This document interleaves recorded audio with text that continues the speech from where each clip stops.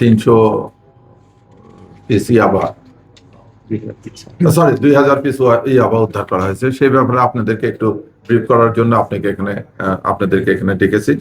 Dhaka metropolitan পুলিশের গোয়েন্দা মিরপুর বিভাগ অভিযান পরিচালনা করে 2টি বিদেশি বন্দুক, এই বন্দুক দুটি বেলজিয়ামের তৈরি, একটি বিদেশি এলজি, এটাও বার্মার তৈরি, 15 রাউন্ড গুলি, 2টি প্রাইভেট কার এবং 550 বোতল স্কাফ সিরাপ সহ একজনকে গ্রেপ্তার করেছে। ঘটনার একটু বিবরণ দিচ্ছি আপনাদের কাছে। সোমবার 13 জুলাই সকাল অনুমানে 6টা 30 ঘটিকায় দারুসালাম থানাধীন গাবতলী ব্রিজ এলাকায় তাদেরকে গ্রেপ্তার করা হয়। গোপন সম্পদের ভিত্তিতে তথ্য প্রযুক্তির সহায়তায় গোয়েন্দারা তথ্য পায় যে অস্ত্র মাদক ব্যবসায়ীদের একটি সংঘবদ্ধ চক্র 2টি প্রাইভেট কার যোগে ঢাকা আরিচা মহাসড়ক হয়ে গাবতলী বাস টার্মিনাল দিয়ে রাজধানীতে প্রবেশ করবে। এই তথ্যের ভিত্তিতে ঘটনাস্থলে চেকপোস্ট স্থাপন করে অভিযান পরিচালনা করা হয়।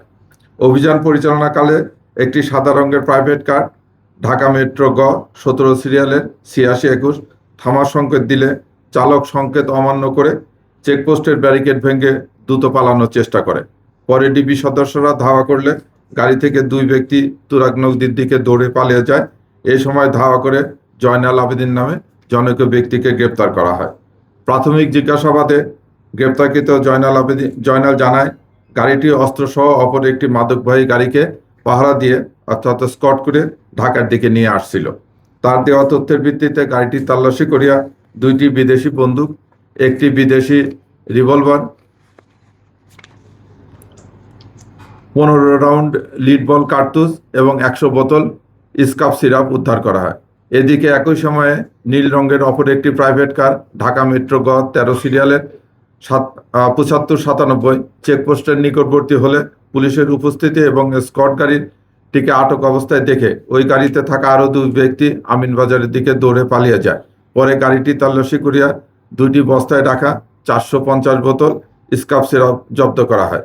প্রাথমিক তদন্তে জানা যায় একটি সংঘবদ্ধ মাদক চক্র দীর্ঘদিন ধরে চাঁপাইনবাবগঞ্জ সীমান্ত থেকে অবৈধভাবে ভারতীয় স্কাফ সিরাপ রাজধানীতে এনে বিভিন্ন মাদক ব্যবসায়ীদের কাছে সরবরাহ করে আসছিল।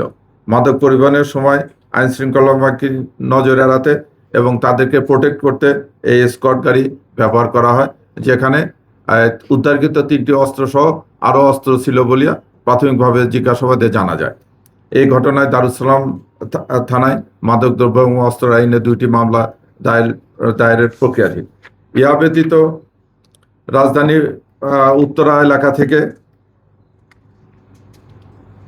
ওয়ারি বিভাগ একটি গাড়ি চেজ করে সেই গাড়িতে 300 বোতল ওই একই ধরনের স্কাফ সিরাপ পাওয়া যায়।